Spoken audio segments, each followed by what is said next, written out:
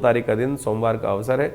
चतुर्दशी तिथि के बाद योग बन रहा है, पूर्णिमा का योग साथ में, दोनों स्थिति साथ में आ रही है और आपकी राशि के दृष्टिकोण से परिवर्तन का योग बनकर बहुत बढ़िया से तैयार है।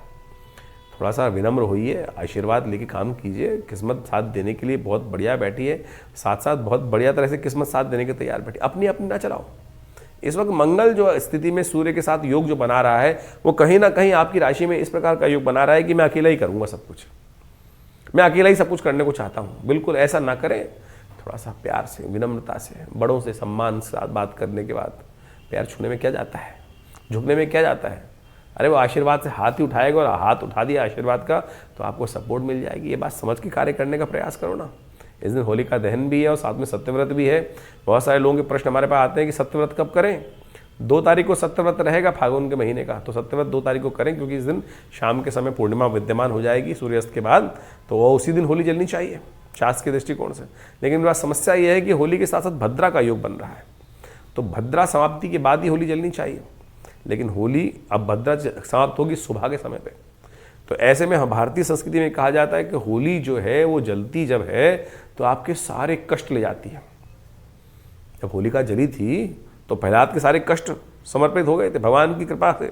जी हाँ, तो इस समय होलिका दहन जो है आपकी राशि के दृष्टिकोण से समस्त कष्टों को निवारण करने का योग लेकर आया है। जी हाँ, आप समझ लीजिए।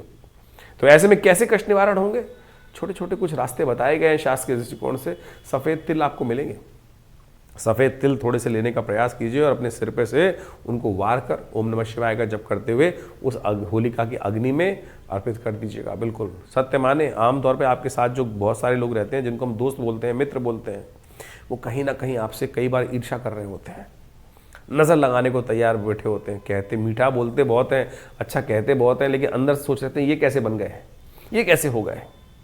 ऐसी ऐसी स्थिति होती है कि लोग नए कपड़े पहनकर आए और नज़र लगी, अरे अरे बहुत अच्छा है, और चिर देने वो कपड़े समाप्त। गाड़ी नहीं आई, अरे बेटा बहुत अच्छी गाड़ी ले आए अब तो तुम तो, और लगी ठकाक से गई गाड़ी। ये नज़र सत्य मान लीजिए बिल्कुल होती है, बड़े बड़े पहलवान तक खत्म कर देती है।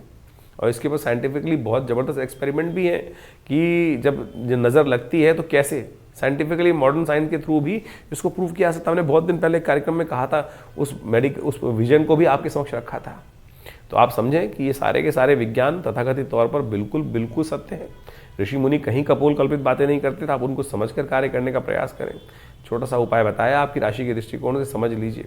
होलिका का दिन इतना चमत्कारी है, इसमें छोटा सा उपाय जो आपको बताया आपकी राशि के दृष्टिकोण से, सफ़ेद तिल लेकर अपने सिर पे से वार कर और उसको इस प्रकार से घुमाएं क्लॉकवाइज और फिर उस अग्नि में ओम नमः शिवाय कह के समर्पित कर दीजिए।